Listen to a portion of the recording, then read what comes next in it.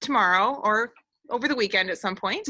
I'm here with Deb Nero, who's the Executive Vice President for the board of the Finger Lakes Trail Conference, among other things, which we'll get to in a minute. But I want to give a brief introduction to our presentation tonight. So we're here on location, on site, at Gear for Adventure in Hamburg. Thank you. Gear for Adventure has 2 locations in the Buffalo area. They've been in business for about 15 years, maybe a little bit more. Yep. This is Sarah.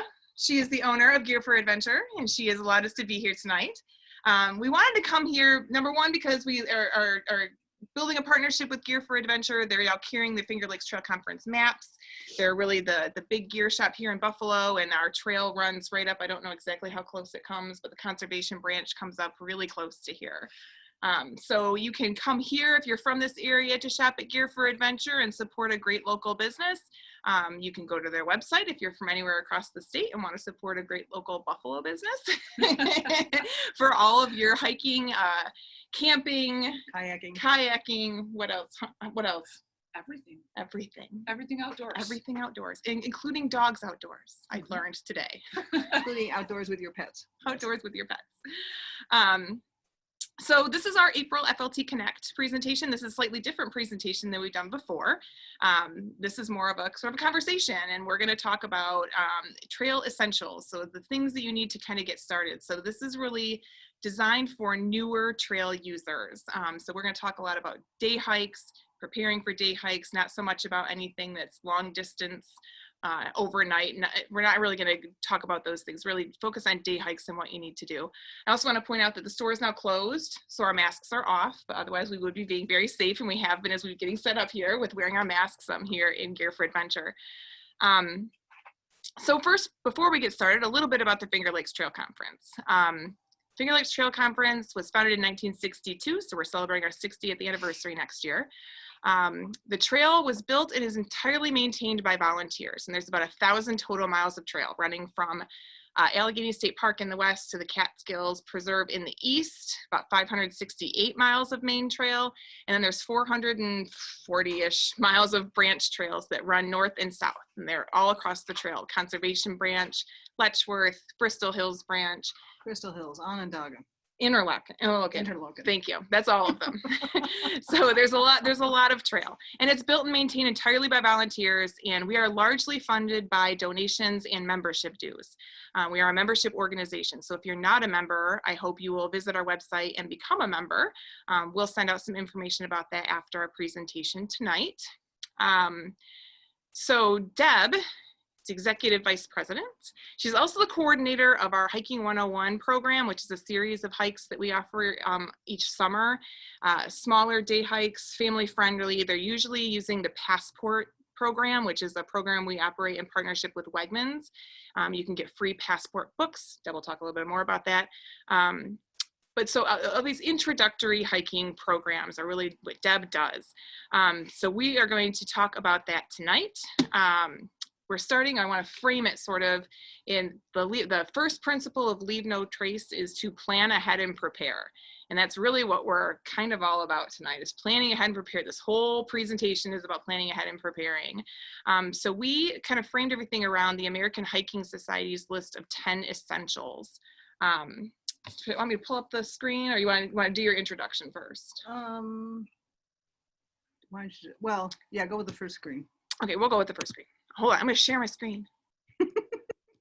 I'm just going to butt in real quick. Go, butt in. Before even the 10 essentials, and maybe these guys are going to touch on it, I'm not sure, is to have a plan where you're going, where the trailhead is, what time you're going to be there, what time you expect to leave, and leave it with a person. So when you're not home, hopefully that never happens, but when you're not, they know where to find you. Yep. So that's the first thing to do to plan and prepare right there. Yeah, absolutely. So before you even step foot on what you want to call a hike, the first thing is planning. So as she said, figure out where you want to go. There's, Google even hikes in my area, walking trails in my area. Figure out what sort of terrain do you want to start off on? Something flat? Do you want to start off on like a rail trail? pay attention to, you know, how much hills and ups and downs. How long do you want to go for? You know, how fit are you? What sort of shape are you in? Maybe, you know, you start off with a mile or 2 miles on something that's flat, and, you know, you just keep working at it and building up your strength and endurance. You have a map of where you're going. Okay, you can almost always print something offline, find something offline for any like trails in parks, state parks, county parks, city parks. I've hiked mountain bike trails in state forests. Those are nice hiking. You just have to keep an eye out for the bikes. All sorts of places you can hike, but do have a map. Figure out how long you want to go for. A fairly average hiking rate is about 2 to 2.5 miles an hour. Faster is good, slower is just as good. But, you know, maybe you should only plan on being out for a couple hours at first. And do let somebody know where you're going to go, where you're going to be, so that if you don't turn up when expected, you know, somebody will know where to start looking for you. Stuff happens. You know, you get off the trail, your phone dies. It's nice if somebody knows who you are. Absolutely. So one of the first things that, even before we get started with the 10 essentials, which we're going to get to in a minute, but this first slide pictures a pack. Sort of symbolizes, let's get all of our stuff together. So we can talk first about packs, the different types that we might use, different sizes, different purposes. I'm sorry, I don't mean to interrupt real quick. I have a friend that showed me his screen. He's waiting to get let in. I don't know if... Oh, I'm sorry. Thank you. No, it's okay. I just wanted to, before anyone got too far, I didn't know if there were other people that might be stuck waiting. Oh, where's my waiting room? Yeah. Thank you. They're all coming in. They're all coming in. Oh, Jesus. There's a flood. There's a flood. Okay. Sorry to those of you who just got let in. We were sharing our screen, and so we didn't see that we had some folks waiting, so we apologize. We're actually just getting started now with talking about packs and what to do to prepare before you head out on your hike, and what kind of packs there are and what you need. Yeah, so there's stuff that you should, you know, the 10 essentials kind of emphasizes things that you should take with you, but there's stuff that you need to think about and have before you go, and also a couple things you should think about for when you finish hiking and get back to your car to drive home. So packs are certainly one thing, lots of different sizes, and starting with your basic fanny pack sort of deal, okay? Handy if it has a couple pockets, even handier if it has a space for a water bottle. We're gonna come to hydration eventually. Then there's all different sorts of packs to wear on your back, okay? So we have different sizes, small, medium. And one of these had a water bladder hanging off the back of it. We'll talk about hydration in a minute. Small, medium, and large, and maybe at the end, if there's time, this is the one that I tend to take with me on my day hikes, and we'll unpack it. You can see how well I match up with the list that we're going to present you with, stuff that you should have in your pack. So all different sizes, kind of what size pack you want, and you may have something at home that works fine for starters, okay? Kind of what size you want is going to be a little bit dependent on how much stuff you feel comfortable taking with you and how long you think you're going to be out. So I would tend to go, my preference would be something like this, which is what I would call the medium size. You want to take a guess for the guess? I would like 20 liters. About 20 liters. Yeah, this is about a 20-liter pack. So they usually size packs by liters, which is the volume of stuff that they'll hold, which is kind of not very helpful. So get yourself into a store and look at some. It's like, what does 20 liters mean, you know? Look at some.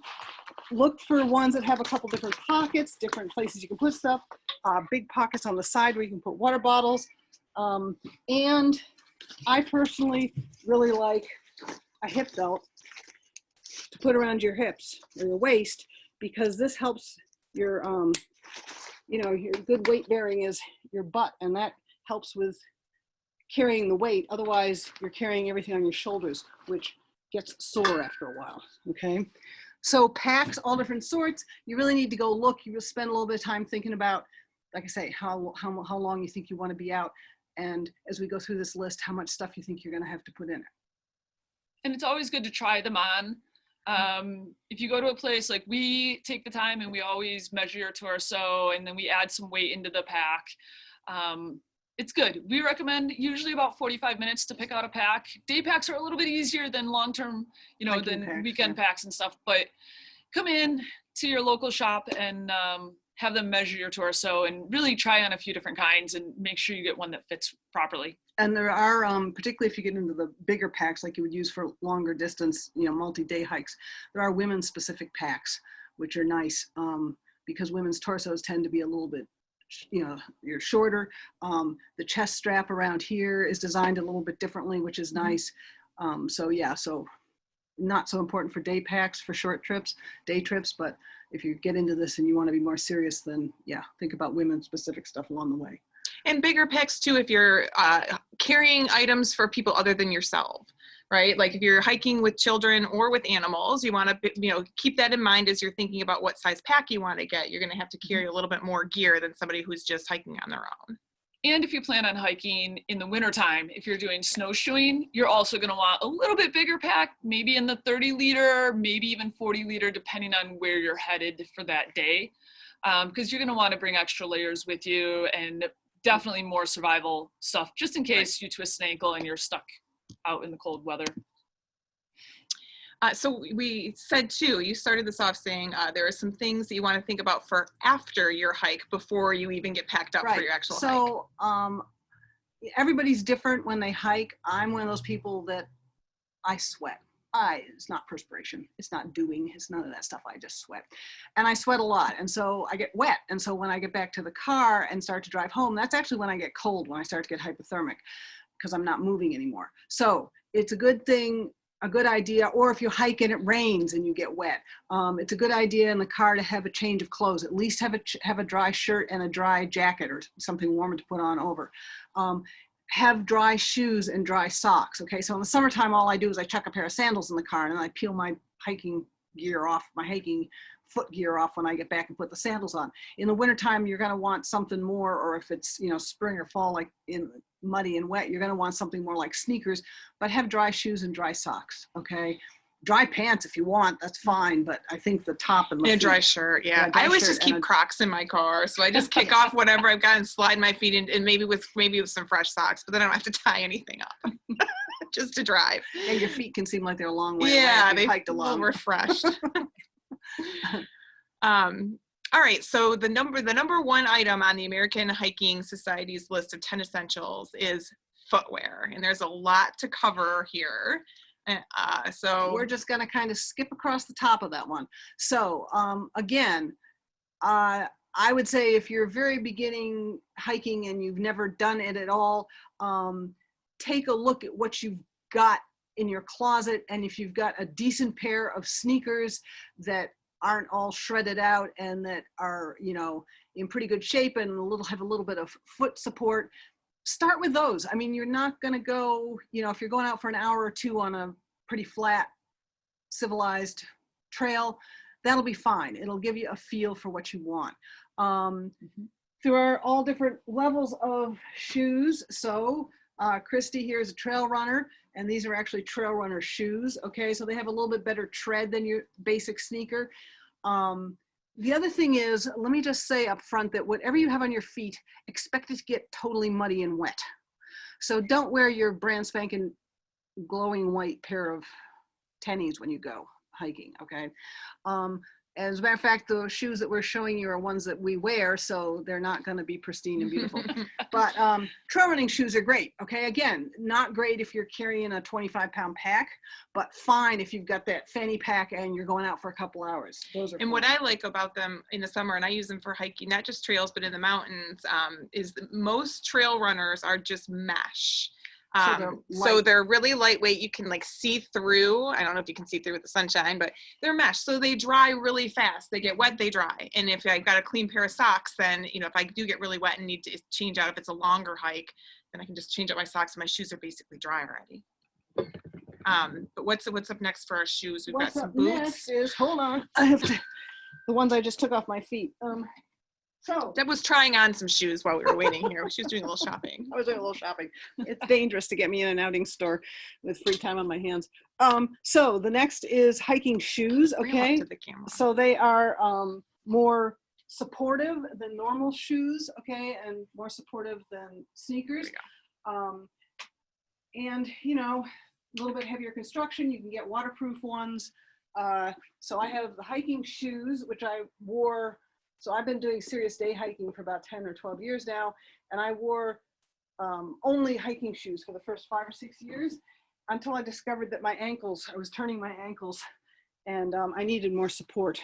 So then, here's a muddy pair because these have been out on the trail recently. So I went to hiking boots. Okay, these are what they call, so those are hiking shoes. These are what they call mid-height boots, okay, which is kind of the common size. And this is the next level up. They're not terribly heavy. I mean, nowadays they make them, they're all synthetic stuff. So they're dealable weight-wise. The thing about any of this stuff, trail runners, hiking shoes, hiking boots, is that different brands are sized very differently and built very differently, okay? And you can't hike if your feet are in bad shape, if you got blisters, if your boots are too short and your toes are running into the front of your boot and you're bruising your toenails. You have to be careful of your feet, okay? Your feet are really important when you hike. So talk about trying out shoes and finding the right pair. We have a couple things that sometimes people don't think about until they're already in here, but if you guys know ahead of time, it's going to save you a lot of trouble and us a lot of returns. She's got it. Bring socks or buy socks if you don't have them already that you're gonna wear in these hiking shoes. Let me insert my sock blurb, but then you can go on with the fitting shoes. Go ahead. Okay, so I'm a firm believer, and everybody's different, and everybody gets to figure out what works for you. But I'm a firm believer in 2 pairs of socks. For me, it cuts the blisters, okay, because the socks slide against each other instead of your foot sliding against the sock. So my first pair of socks are synthetic. These are actually trail running socks made for runners. And there's a couple of different, you can get them online or any decent store, outing store or running store. There's a couple different brands that they make them for your left foot and your right foot. You see the little L and R. They do that because they're knit so that they don't have seams on the edges of your toes. That actually makes a big difference when you're wearing a pair of shoes or boots for hours and hours and walking, because they don't rub and they don't create blisters. And then over those, so that'll be my base pair. And over those, I wear a pair of wool socks. To some extent, Smart Wool are really good, but there's other brands. And to some extent, the weight of the wool socks is dependent on the season. So lighter weight in the summer, heavier weight in the winter. But socks are as critical as what shoes you have on your feet as well. So now, fitting the shoes, fitting the shoes and boots, off you go. So after you get the right proper socks that you think you're gonna wear with them, the best time to try on hiking shoes is when you've been on your feet all day. Your feet swell throughout the day, up to sometimes more even than a half size. So if you usually take a 9 in your shoes that are like your little tennis shoes, chances are you're gonna be a 9.5 or more. That's the other thing, is don't get stuck on the size. If you're a 9 in one shoe, you could be a 10 in a different hiking shoe. So it's really important. Take your time. We don't mind. We have some people that can buy shoes in 10 minutes, and we have some people that buy shoes and it's an hour that they're here. We don't mind any way you look at it. And the other thing is, don't buy your shoes right before your hike. It's a good idea, depending on them. Most day hike shoes and most boots nowadays you can wear them in pretty quickly. They're flexible. Yeah, they're more flexible. But it's a good idea. Take them home, wear them around the house for a few days. If they're not working right for you in the house, bring them back. And we'll work with you and find, you should be able to find something that does work for you. So probably the 2 single most expensive parts of hiking are the boots or shoes and the backpack, okay? The backpack, if you have help like she said, if you know, the store will help you fit it when you buy it, that's pretty much good for years. Okay. The shoes, you can wear them on a couple hikes and discover that while they felt fine in the store, they're not gonna cut the mustard on the trail. And it can be a bit of toing and froing and returning and trying other brands to find the shoes that work best for you. First time I hiked, did a 5 or 6 mile hike, I had a pair of shoes that felt fine in the store. I'd worn them, you know, around town a little bit and they were fine, but I got on the trail where there was a lot more up and down than a sidewalk in town. And I realized about a mile and a half into the hike that my toes were hitting the front of the boots, and I lost 3 toenails in the end because they were so bruised. So you want to keep your toenails. yeah, losing your toenails is not waiting good. for the new ones to grow out. Icky, icky, icky. Painful. Icky. And so so I happen to have found over the years of doing this, I've found a brand that always works for me, and I go with those. And with other brands, it's very much a given style may work, but it might not. So when you try them on, it's important to literally put them on, tie them properly, tie them tightly enough, and either walk down an incline or literally take your foot and try to jam your toes into the front of the boot. Okay. Yep. If you can't jam them into the front of the boot, now you don't want your heels slipping up either, but if you can't jam them into the front of the boot, that's actually a good sign. Okay. Yep. And remember, heavier socks are going to take up space. It all takes up space, right? So there's a lot of factors at play in boots, and really you can't tell until you get out and use them a couple of good times how they're going to work. And boots and shoes, from my perspective, and I think your feet are so important. That is one of the things that you want to go into it. Like, don't order them online. Don't base your purchase on the Amazon reviews. Go in and try them on your feet and do all of these tests, because it can make or break your hiking experience at any length. People ask us all the time, what's the best, you know, what would you buy? And you want to buy what fits your foot. It's totally you dependent. Like I say, I think I've tried most of the brands out there, including the hiking shoes. I think this is a pair I bought in England when we were there. So yeah, I've tried lots of different brands. And like I say, I have one brand that I like. It happens to be Salomon's, but that's just me and my feet, and everybody's different. Okay. Yep. And then there's other shoe related things. Yes, there's shoe related things, other footwear items. Yes. One of them is a bad one. Microspikes for the winter, which you always want to have for, like, if you're going to the Adirondacks most of the year. Around here, you know, whenever it's icy, snowy, these particular ones, thank you. Yeah. You can talk more about Microspikes, but they slip right on your shoes easily. These are some pretty aggressive traction, actually. And you want them, and actually you want them at times. So, you know, we were hiking in March, and it had been warm enough that pretty much all the snow on the ground had melted, but the trail, which had been walked on in the winter, was still packed snow and ice. Okay. So you wanted the Microspikes when you were hiking, whereas if you just looked out at the woods, you wouldn't have thought you needed anything other than your boots. Okay. Or you'll hit a shady spot. You'll hit a spot that's down in a gorge or something where the sun hasn't been, and it's really, or you go to cross the stream or the marsh area and it's all icy. Okay. So Microspikes come in handy at the dangest times. Probably the only time I don't worry about bringing them with me is June, July, August, and September. Okay. Honestly, when we've had weather like we've had today, if I were going anywhere at a higher elevation, I would bring my Microspikes with me, because you never can tell how much snow there's going to be. This time of the year, it's going to be muddy underneath and snow on top, and that's extra slick and slippery. And these are really handy items, and they don't actually weigh very much. It's kind of amazing, actually. So make a plug for Microspikes. Another thing we want to talk about in the not glorious weather, which is most of the year. Not glorious weather, which are Gators.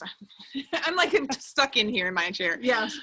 Gators. So Gators are things that you wear over your boots. You can see there's a strap underneath that goes under your boot, and then they normally close up somehow, either the front or the back, Velcro. And this is a clip that goes under your lace on the front of your boot, Velcro up. They're good. They save you from getting sticks and stuff, stones and stuff into your boots. Come those times where you hit the muddy patch in the trail and it's a little hard to tell how deep the mud is.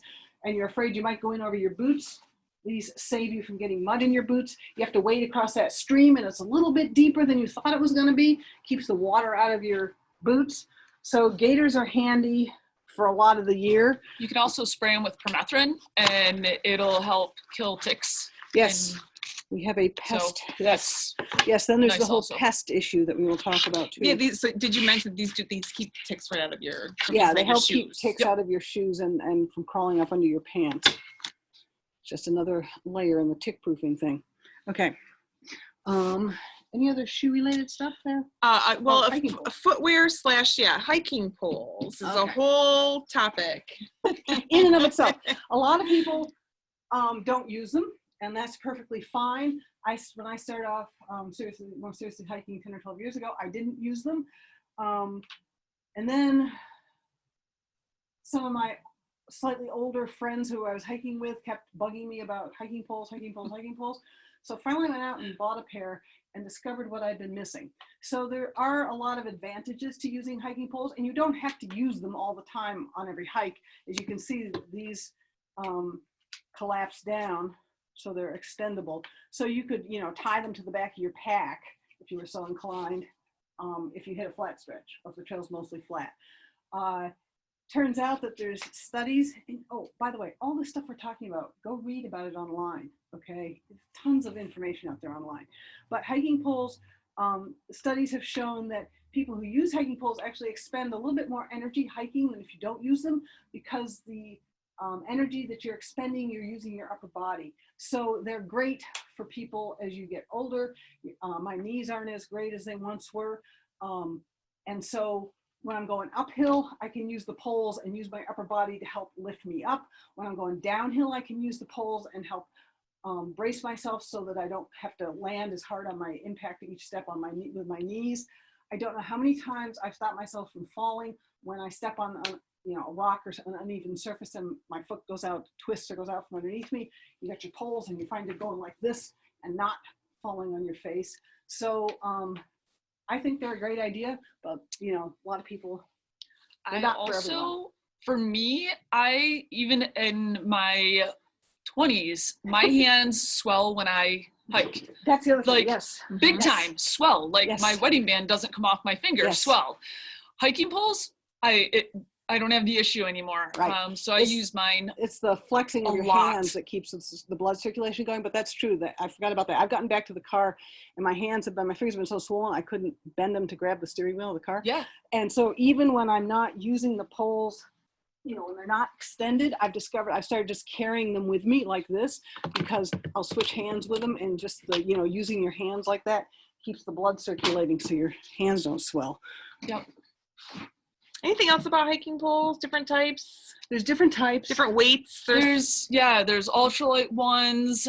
There's some that fold down really small. So if you're somebody that does a lot of traveling, they work really nice because they fit really nicely in your luggage, Suitcase, yeah. because they do have to be checked. You're not allowed to take them on as carry-on, just to let Weapon. everybody know. Yep, it's a weapon. Yeah. Yeah, and then there's real basic ones that, for $40 you can get a decent pair of hiking poles that are gonna, they're a little harder to adjust than some. Like hers has a clamp system that's relatively new in the hiking world, and it makes it so much easier to get them. Chrissy's getting nervous here, guys. Okay. It makes it a lot easier than some that are they twist, and it can get Yeah, so It's these just are Black not as Diamond easy. is the brand, but they have this clamp thing that works pretty well, and it is adjustable. So the screw is adjustable. You can tighten them down if they start to loosen up and slip when you use them, when you lean on them. As you can see, mine have been around for a while. A little worn. They've been used, yes. When you start using them, the thought is you want your arm to be at about a 90-degree angle. It's just a starting point, though. Some people are more comfortable a little lower. Some people are more comfortable a little higher. And when you're going up a steep incline for a long period of time, you're going to want to shorten them. And when you're going down, you want to lengthen them. Mm-hmm. But those are for sometimes you can get them where they have a handle and then they have grip below it. So then you don't have to necessarily adjust them. You can just adjust where your hands are instead. Yeah. and some come with an anti-shock version. The anti-shock is really worth it if you do a lot of hiking, especially a lot of hiking on really packed trails, or if you're somebody that's going to use hiking poles around the town, which a lot of people do now. All right, so the next number 2 on the American Hiking Society's list of 10 essentials is basically clothing, rain gear, and fast dry layers. So there's Okay. we can talk about here too about how to dress for the weather, because in New York, you know that it can we got everything. It changes. It changes. It changes. I had to pull out my thermal shirt today. It was so cold.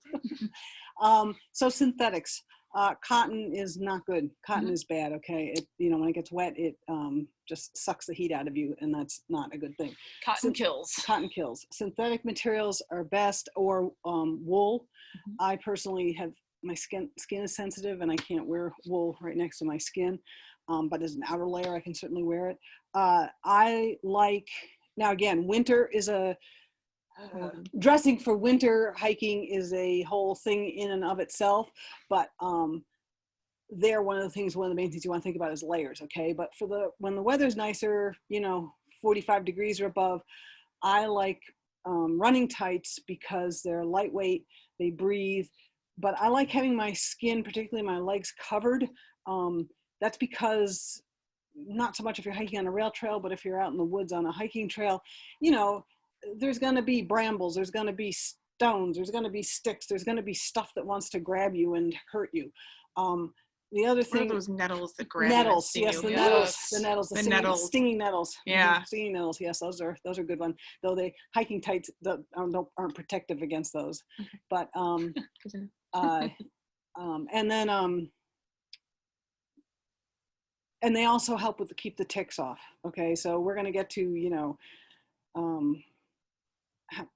protection against insects and stuff like that is a later, further topic. But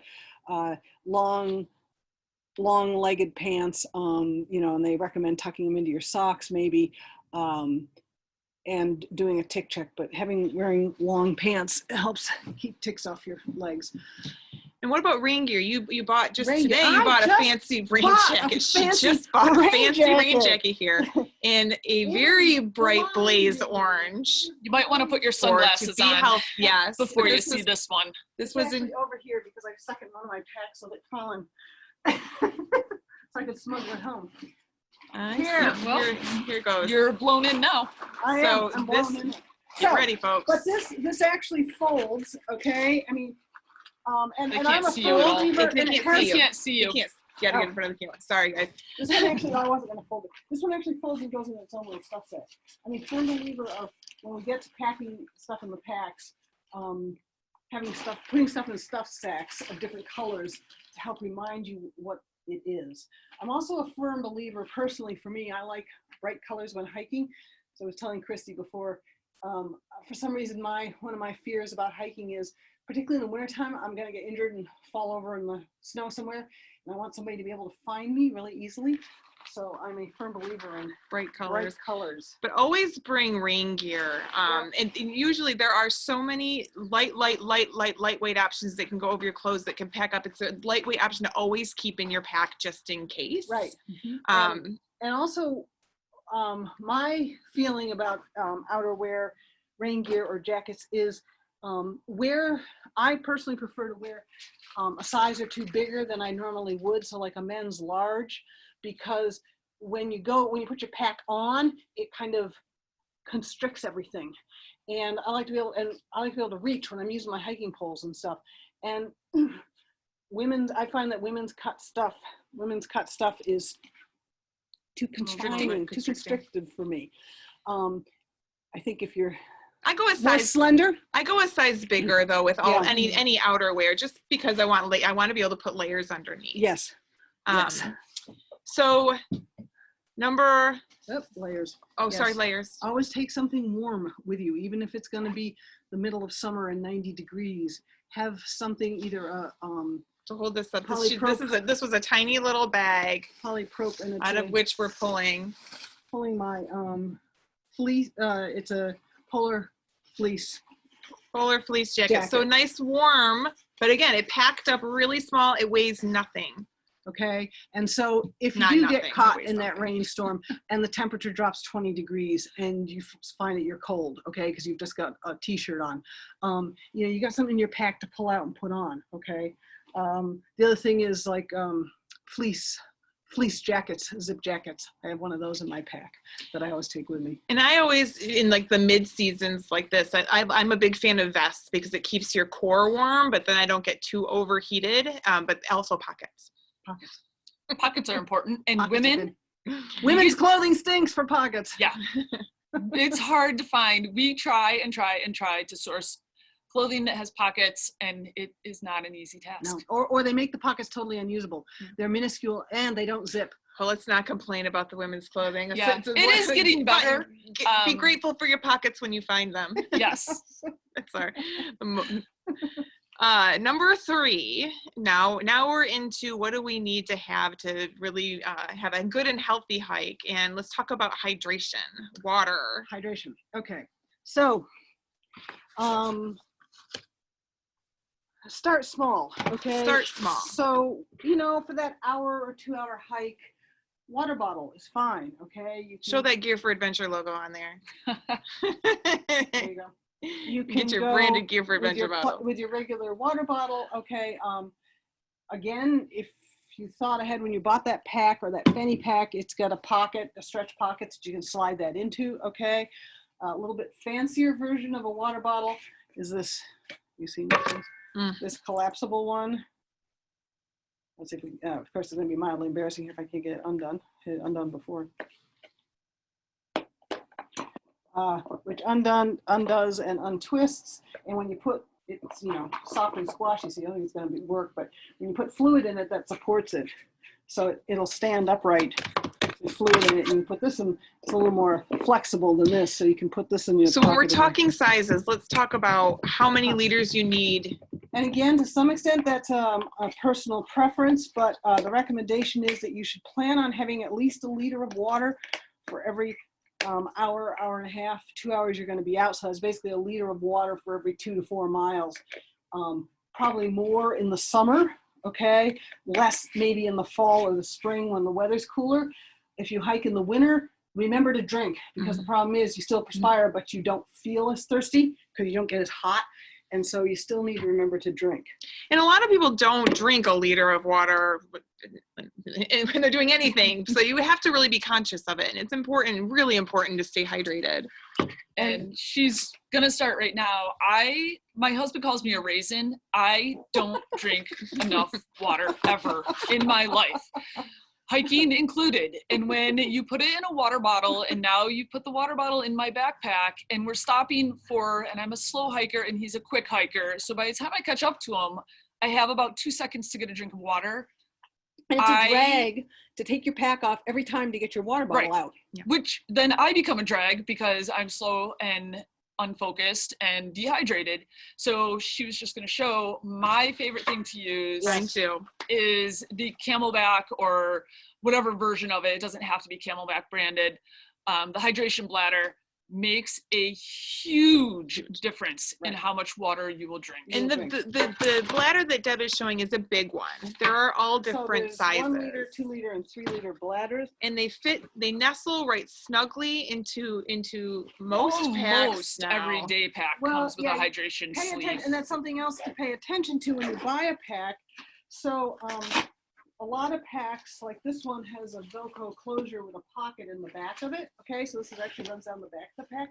That's where the bladder goes. If you don't have a bladder, you hardly even realize that space is there. Okay, sometimes they have them with a pocket on the inside that the bladder fits into. But honestly, when you look for a pack, look for something that can hold a bladder, even if it's not something you start off using. If you hike more or you start doing longer distances, you may definitely decide you want to get a bladder later. And I agree. My problem is when I hike is I hate to stop.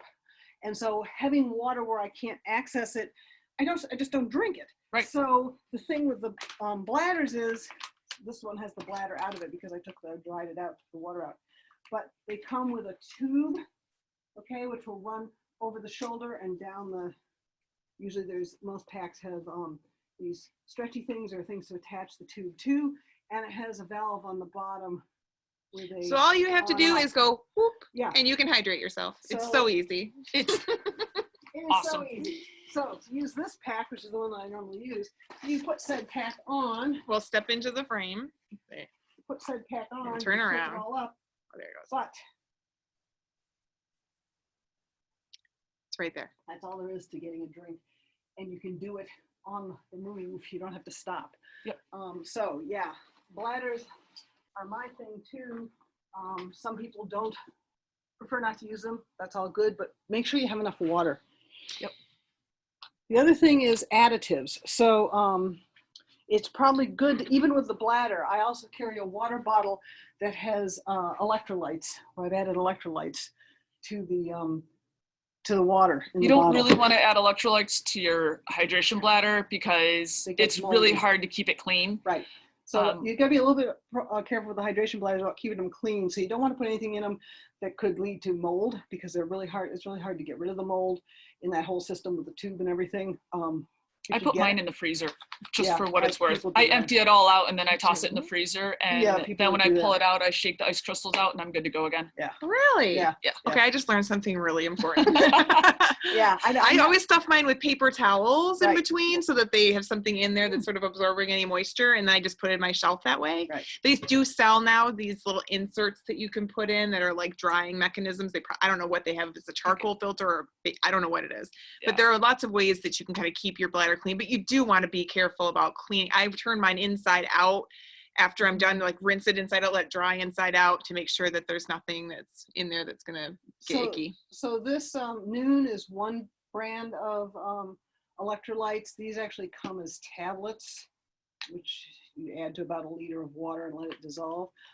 There's other types, and you can also buy things like Noon. You can buy them as big buckets of powder that you can add, but they all dissolve pretty quickly. You can get different formulations, I guess you'd call it. So particularly with Noon, you can spend 20 minutes if you go to a place that has a lot of the variations. They have it with and without caffeine. They have it with and without carbohydrate, with and without sugars of different sorts. They have it with and without different vitamins and minerals. There's a lot of There's options. probably 50 or 20 different formulations, different variations of options of that sort of stuff that you can get. Okay, not very expensive. What? $3. $2.53 for a tube of them, and I think there's 8 or something in a tube, so they last for a while. However, this stuff, like she was saying, if you don't drink everything in the bottle while you're out, make sure you put it in the fridge Yeah. when you get home, because it will grow. It'll go moldy. All right, anything else on hydration that we can think of? Oh, yep. Oh, oh yes. Oh, sorry. And there's- Yes, water purification. So this is not necessarily an introductory to hiking topic, but it's something that's worth mentioning. And there are filters now that are so lightweight and handheld that if you are going to be going out for longer times where you may not want to carry enough water, you may have reason to filter some on the trail. There are handheld options and purification Right. options. And so you can get chlorine tablets to put in your water, or iodine tablets to put in your water. These usually have to sit you can't drink the water. You have to wait 35 minutes or 30 minutes or an hour sometimes before the water is drinkable. The filters Go ahead. are good. If there's relatively clear water, running water, okay. If you're really hard up for water and it's just like puddles, it's a little trickier to get it usable, but it can be done. Mostly with day hikes, it's not. If you're going out for the day, if you have a 3 liter bladder and a 1 liter water bottle, that's 4 liters of water. That's going to be enough to get you through the day. However, something that I didn't want to start with, because it's probably not a good idea to scare people off at the beginning. I think that when you go out on a day hike, you should pack stuff thinking that you might have to spend an overnight in the woods. Okay, if you get injured, if you misjudge the timing and it gets dark, you just may have to spend the night out there. And as we get further into the more specialized parts of the list, I think you'll see that some of the recommendations are things that you'll need if you're going to be out overnight. But you know, maybe Just you're in going to case. drink all your 4 liters of water and you're going to need to find water in the morning and make it drinkable. Anything in the pretty much the continental US, any water that you find out there on hoof should be treated before you drink it. There's pretty much no water sources in the US that are proof, that are, you know, Pristine. can't have, pristine, Mhm. can't have Giardia and other stuff in it, okay, other bacteria in There's it. animals everywhere and they poop they everywhere poop and you everywhere. have no idea where that Dang, was. they poop in the woods, you know? That's right. All right, so let's move on to food, snacks, meals, mostly snacks for day hike. Yeah, Yeah. day hikes, think snacks, think high energy stuff, sure. I mean, but think protein, don't just think candy, okay? So, Although it is really nice if you want your candy fix to go hiking. yeah, go It's hike, true. and then you can feel good about about having your candy, right? But do also take, like, you know, nut bars with nuts in them. Hey, pack yourself a peanut butter and jelly sandwich, okay? It may not look quite pristine after it's been bounced around in your pack for a couple hours, but it'll taste just fine and be good for you as well. I actually tend to take, what I've done in the last few years is take mozzarella sticks. Okay, I mean, it's cheese, it's protein, and then I have some sort of like granola bar or hiking bar that's got, you know, oats and nuts and chocolate and stuff in it. Okay, so a little bit of protein, a little bit of carbs and sugar, and you're good to go. Again, pack some extra, you know, put those 4 extra cheese sticks, mozzarella, you know, string cheese sticks in there just in case you do get stuck out overnight, you know. Yeah, you can, what is it? The scary bits here. You can Never survive for remember 3 these. minutes without air, 3 days without water, and 3 weeks without food, but you ain't gonna feel real good on the far end of any of those time frames if you're missing any of those things, right? So, you know, pack a little bit extra. It's a little bit extra weight, but you'll be happy I to always share the think time like, you you need know, it. like high calorie, but calorie dense and nutrient dense food Right. is what I think of. Right. Is like, I think of it as being dense, but it's worth it. You know, it's going to fuel you. It's going to fill you. And that's how I view my snacks. And what happens when I get hungry is I get cranky, but I tend to get fuzzy brained. Okay. So when I find I'm stumbling or I'm tripping over that root that I should have seen and stepped over, and I stop and think about, well, why did I just trip over that when I've, you know, stepped over 500 others that not tripped on them? Oh, gee, I'm feeling hungry, you know, or I need a drink. I need to stop and, you know, have something to drink and have some food. So just be a little bit aware of how you're feeling when you're out there and stop and have a snack. It's no crisis, you know, I mean, it's not like you're trying to meet the train. And it makes a big difference pretty quickly. Yeah. We went to, my family and I went to Half Dome and we hiked Half Dome and I hit that and it's rock bottom. And my husband was like, whoa, like he was concerned because he was like, what is going on with Sarah? And one of the people we were hiking with had a candy bar and it wasn't a candy, it wasn't like a Hershey bar, but it was like a bar anyway, and gave that to me. And within 10 minutes, I had perked right back up and went going. But it wasn't lack of water, which you would think would usually be my problem. I actually was very hydrated, proud of me for that. But it was lack of food. And you'll know it because you really feel like crap. Your brain just stops functioning, crash and burn. Yeah. And remember to whatever you bring for a snack, even if you bring fruit or, you know, things that you might think would degrade in the forest, pack everything out that you bring in. So don't leave your wrappers, even if they're banana peel wrappers. Don't leave your apple core. Nothing.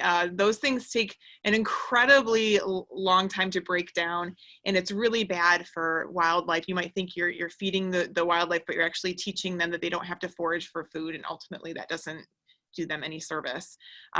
So, you know, pack everything out that you pack in and always be mindful of that with your snacks. And I just want to mention real fast, the peanut butter and jelly sandwich. If you're somebody that's always using and you feel bad because there you are at this great view on the creek, whatever, and you're pulling your peanut butter and jelly sandwich out of a plastic bag, look for, it's a company called Beeswrap. They make vegan Beeswrap. So if you're vegan and you don't like using the bees wax, they make a vegan version. It works amazingly well, especially on sandwiches. And you feel a whole lot better when you pull that sandwich out to eat it. You just reuse it. And then when you're done, after a year or two, depending on how often you're using it, it's compostable. Or you can burn it, which means it has a second use because you can put it in your, we call it an oh shit kit. When things are going bad, you want to make sure if you want something to make a fire with, the Beeswrap works for that also. Nice. So just to feel good. Earth Day.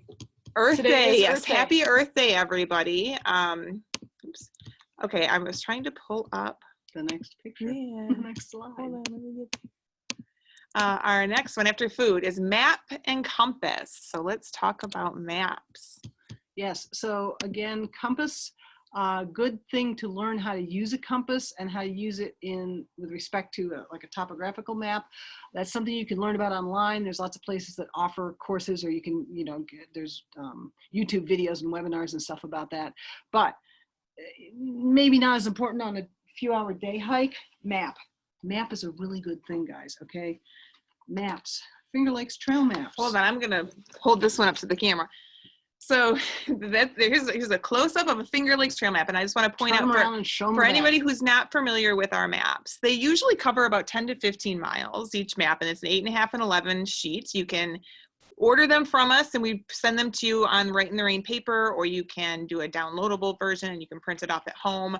But on the front is the map, and on the back is detailed turn-by-turn instructions with mileages, but like detailed to, step off the trail 100 feet and see this beautiful view, or you can get water here. Reliable water. There's a bivouac area, which is a place you could camp. There's a lean-to, all sorts of things.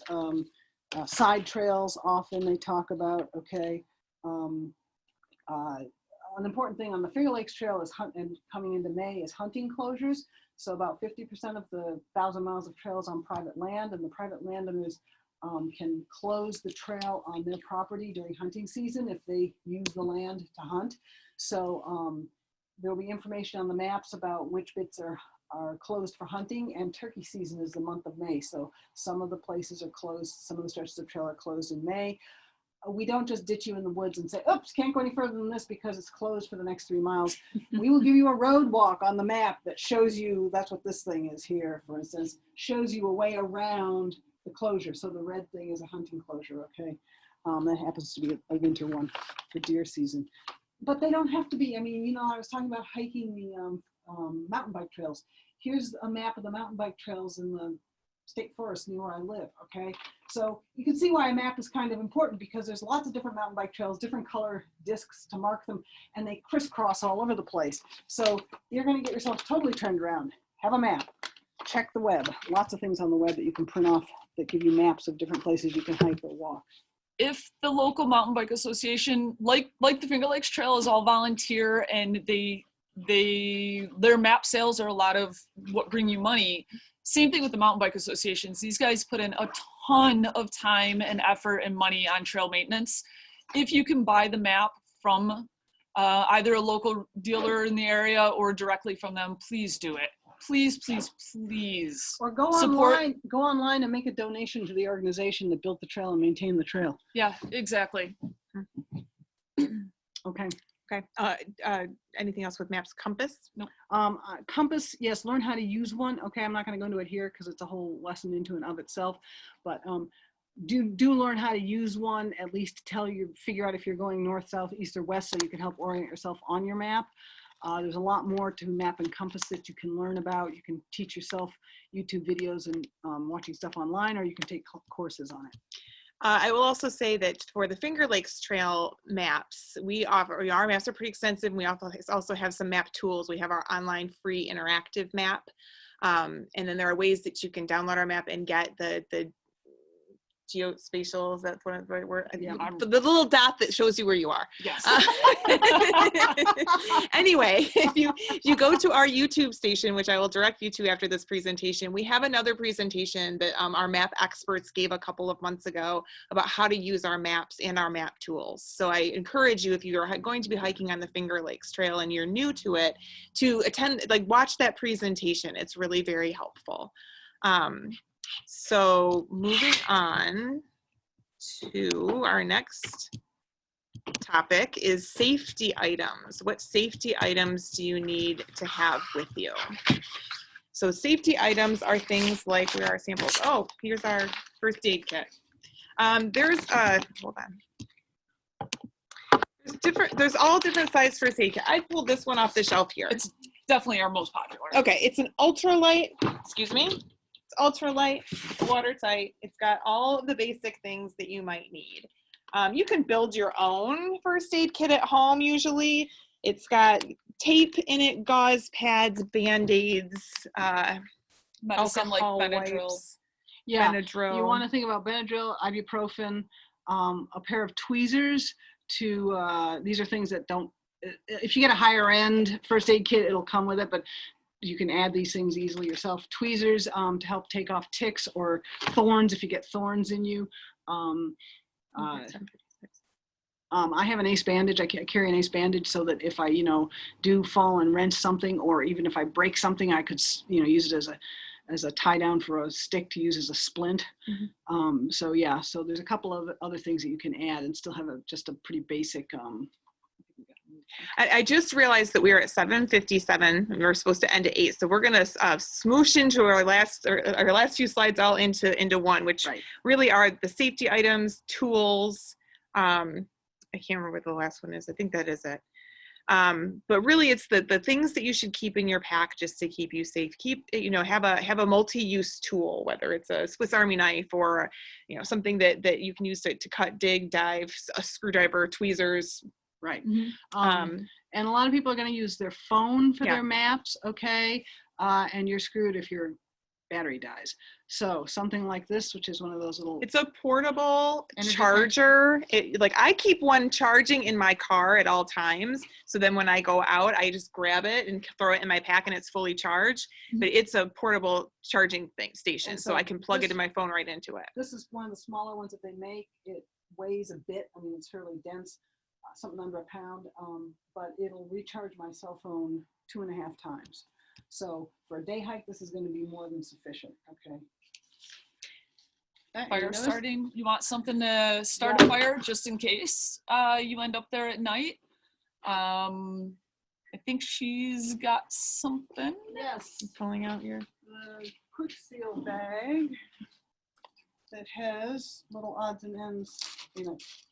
Okay, so waterproof matches in a little waterproof carrier, just because it comes with some what's the word I want? Lint, sort of stuff. Dryer lint that you can use to start the fire. A little waterproof pouch. Oh yes, emergency whistle.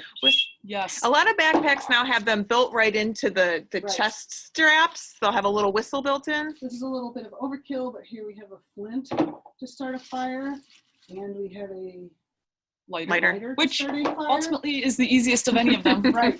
And hand sanitizer, by the way. If you have a little bottle of hand sanitizer, which they are giving away now for free pretty much, that's a great way to start a fire because it's high alcohol content. That's why it evaporates so fast, and it's great for starting fires. And a little pocket knife as your multi-purpose tool. Okay, so all in a little bag in the top of my pack where it's easy to find. All right, safety. Yeah, and there's a lot that we could go into with other kinds of safety things, but probably it's a whole nother, a sunscreen. That's the other thing. Yes, sunscreen. Just bring your sunscreen. And sunscreen, protect your skin, wear a hat. Bug spray. Sunscreen, bug spray, and there are like mosquito nets. I keep one with me a lot of times just because I cannot stand to walk the whole time doing this to swat the bugs out of my face. So I'll keep a mosquito net just in case. Or inhaling the bugs. Or inhaling the bugs. Breathe the bug. And I think we're at 8 o'clock, so we can wrap up. We can stay for a little bit. If you want to do the chat. I checked the chat, and there are no. You've been very quiet in the chat, folks. You can either submit a question in the chat, or if you want to unmute yourself if you have any questions. Otherwise, we thank you for coming. We appreciate your. So get out there and hike and do some of it and decide what add-ons you want to add on. Okay. Now, obviously, all the stuff we talked about is not going to fit in a fanny pack, but the Fanny Pack should be for an hour or two.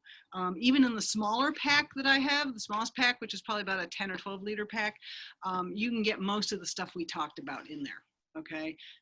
Yeah. So. And I'll also say, if you're looking for some inspiration or motivation to get out there on the trail, Sign up for Hiking 101. a couple different things. We've got our Hiking 101 hikes. So over the summer, look on our website for those dates. They'll start in June.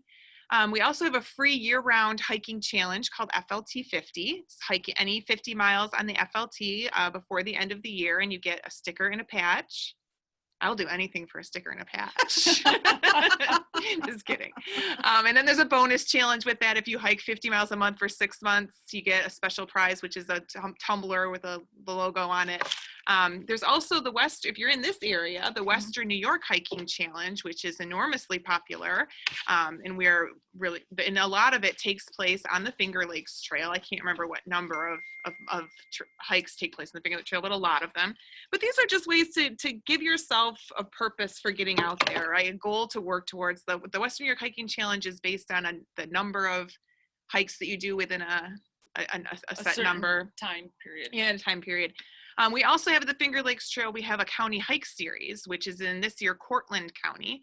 The county hike series moves across the state each year. Eventually, if you keep doing it year after year, you will have completed an end-to-end hike of the Finger Lakes Trail. That's cool. It is really cool. Yeah. There's 6 hikes each year. Usually they're from April till September. This year there's 1 in June, 1 in July, 2 in August, and 2 in September. COVID. Because of COVID. There's also, we're doing an independent option. So if you can either sign up to do it with the whole group, where we provide some transportation from the end point to the start point each day, so then you hike back to your car with a sag wagon in between for snacks and water. You can do it as part of the group and get that, or you can do the hikes on your own and still be part of the county hike series and get the patch associated with that. Oh, somebody wants to know if you guys have the passport program. Yes, we do. And I neglected to bring passport books with me, bad me. But yes, you can find the passport books on the FLTC webpage. Just go on there and in the little search box, search for passport. And there's 3 different sets of books. There's a Western book, a Central book, and an Eastern book. They each have 12 hikes for different parts of the state. The hikes are relatively short, anywhere between 1 and 5 miles, and they're family friendly. So none of them are really tough. Some of them may be hilly, but they tend to be the shorter ones. Pretty much all the hikes were built around either a scenic overlook or waterfalls or a really lovely patch of hemlock woods or something. So they all have something that's nice to do or nice to see. And on each hike, there will be literally a post in the woods with an embossed plaque on the top. And you take your book and a crayon and you make a rubbing of the plate. The embossed plate in your book. You do 4 or more hikes from a given book, so either the Western book or the Central book or the Eastern book, and you can send the page that has the rubbings on it to the Finger Lakes Trail Conference office in Mount Morris, and we will send you the most beautiful patch you've ever seen. The most beautiful patches. I'm not exaggerating. There's a different patch for each passport book, and together they make an absolutely lovely scene. Yeah, they are really cool patches. So you can download the passport books for free from our website as a PDF and print them off. And each passport hike has a map that's what we call a snippet, a little piece of one of our maps that's very detailed about and there's a description, very detailed description about how to find the trailhead, because as Sarah said, if you can't find where the hike begins, you're that's it for the hike. Okay, it's all over before it starts. It gives you a detailed description of what to expect on the hike, about how long it should take, what you're going to see, things like that. And so, and that tells you which bigger FLT map this is a piece of. So if you want to go check out more of the trail in that area, you can get yourself the bigger map and go on from there. So the passport hikes are family friendly, relatively short family friendly hikes that are fun to do. We just got a question. Somebody wants to know the store address, so let's let everybody know where the locations are for Gear for Adventure. So here in Hamburg, our location is 305 Buffalo Street in Hamburg, New York, 14075. We also opened up a second location in Amherst about 2 years ago. That one is 3906 Maple Road in Amherst, right next to the Boulevard Mall, if anybody knows where that is. Name of store. Oh, Gear it's for Gear Adventure. for Adventure. Name of store. And it's great. It really is. It is. It's not the hugest store I've ever seen, but they have an amazing amount of really cool stuff in here. So I'm just looking through some of the chat questions, and I want to say, so can you talk of the best way to prevent ticks? We're not going to talk about that in this right now tonight. We did a tick presentation. We had New York's Tick Lady, who did one of these presentations for us last year, and she will be back doing another one this summer for us. It was an hour plus of tick prevention. Basically, long pants, long sleeves, and insect repellent is pretty much the baseline of how to get started with preventing ticks. Yes. Okay. And permethrin. and yeah, permethrin, and checking yourself for ticks when you get done hiking. So when you go to take your shower afterwards, check every part of your body, including the bits that are covered by hair. Let's not go any further into it than that. Looking for ticks, and they can be small. Okay. Yeah. So ticks are there. All right, and somebody asked the link for the prior presentations. I'll send that out in a follow-up email to everybody. We're also going to send out a little survey about this presentation, and we'd like to hear from you about other topics that you would like to explore with us. So please fill out the survey when you get it. Rain jacket, rain pants. We talked about rain pants. We talked about rain pants. And if you have synthetic, like running tights, or I have hiking pants, which are also synthetic, that I'll wear over my tights when it's colder. I've never bothered to wear rain pants. I mean, the problem with any rain gear, even if it's breathable, is if you sweat underneath it, you get wet on the underside from yourself. While it may be keeping the rain off you, you're still getting yourself wet underneath. And so I've never found rain pants helpful. I've carried them, but I've never used them. I think it's more important to carry them in case you're out there in inclement weather and you sprain an ankle or and you're something there like overnight. that. You're gonna want them. Yeah, and remember that. Hopefully you never need them though. Yeah, hopefully you never need them. But again, it's one of those lightweight things. Best to have it in there and carry that. Not even a pound, maybe a pound. Not even a pound, I don't think. I would carry that just ounces. for the protection of it. And remember that hypothermia can be a thing when it's as warm as 60 degrees, okay? So if you're wet and you're out overnight and it's 50 or 55, you think of that as like not cold, but if you're wet, you're gonna get hypothermic. So it is cold. So, don't go into hiking with the scary things in the forefront of your mind, but if you're prepared for the scary things, hopefully they'll never happen. But if they do and you're prepared, they'll find you in the morning. I think we got through all the questions. Oh, the other thing to be careful of with your phone is, you think, I don't need to tell anybody where I'm going because I got my cell phone with me. There's a lot of places in New York State, particularly on the Finger Lakes Trail, where there's no cell reception. Yeah. Somebody asked about hiking poles, whether you can use just one. Absolutely, you can. You can. Oh, a lot of people do. Did I miss that one? A lot of people do. Yeah, a lot of people will use one. It's personal preference. Yeah. Just get out there and, if you want to try it, we rent them. So you can always, I think it's $5. You can rent a pair and see what you like. Sorry. No, thank you. That's all right. I can't read from Thank here, you so for good catching going. that one. I think passport program. Oh, is Mike still there from Outside Chronicles? Hi, Mike. Hi, Mike. Wish we didn't have to cut the 10 essentials short. We got most of them, but I hear you. Oh, bear spray. Oh, bear spray is regulated. a gray area. Yeah, it's a very gray area in New York State. Yeah, that's right. Basically, if you're walking around the village of Hamburg with bear spray on your holster, you're probably going to have a problem. Right. If you're in the woods where there's bears, generally speaking, and don't hold me to this, you're going to be fine. Yes. Nobody's going to bother you. That being said, nobody being the bears. well, yeah, that's true. But the bears around, the bears in New York State are not. No, I have seen black bears hiking about 4 or 5 times, and every time I've seen a bear, the minute they caught sight of me or one of my dogs, they were out of there faster than you could blink. Now, I have dogs on another word. Exactly. I have pepper spray. Okay. And honestly, I carry it more for people's dogs, people who don't tie their dogs in the country, and the dogs will come out when you're hiking down the road and come after you, though hiking with your own dogs kind of slows that one down a little bit. The other thing that I've often thought about is having hiking poles is if a dog comes for me, That can be used. Yeah, the airline isn't quite as wrong as they we may think they are. That can be used as a weapon to stop the dogs. So the pepper spray, is. Did you have to go to? I ordered this online actually, but it's legal and this is okay. And we're not allowed to sell it. really, we were told we were selling it because we didn't know we weren't allowed to sell it. that's fair enough. And one of the local cops did nicely tell us, he didn't do anything to us, but he did nicely tell us that we weren't allowed to, and that the only place in New York State, I believe, that's allowed to is places that carry firearms. That could be. Oh, wow. So if you're looking for it in New York, those are the places you have to look, for what it's worth. Yeah. All right, thank you all for coming. Hi, Dave Newland. I see you too. I just wanted to say hi. Hi, Dave. If I missed anybody else to say hi to, it's because not everybody's on one screen. Come hike, Dave, at the come Steuben hike. Brewing Company. At the next Steuben Next Brewing week, May 1st. May 1st. If anybody's looking for a group hike to come along with, I will put this out there too. On May 1st in Steuben County, we're meeting at the Curtis Museum. And we're hiking outside Hammondsport. Outside of Hammondsport, and we're hiking. It's a 5 mile. It's a 5 mile hike. 5 mile loop. It'll be a good, if you've never done a day hike before, this will be a good one because it's got some hills in it. But Yeah. But it's not going to be a killer hike. I'm leading it and I haven't killed anybody yet.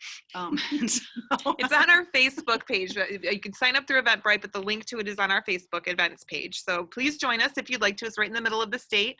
It's not a hiking 101 hike, but Deb and I will be there, and so it's a fun hike. It'll be fun. So thank you everybody for being here. Thank you for letting us crash Thank your you, store. Sarah. Yes, Guys, thank you. I'm so happy to have you guys here. Thank you. This is a fun night. This was fun. And thanks everybody for showing up. We appreciate it. bye guys. Thank you. And Bye, happy guys. hiking. Get out there and walk. It's all good. Oh my God. Now I have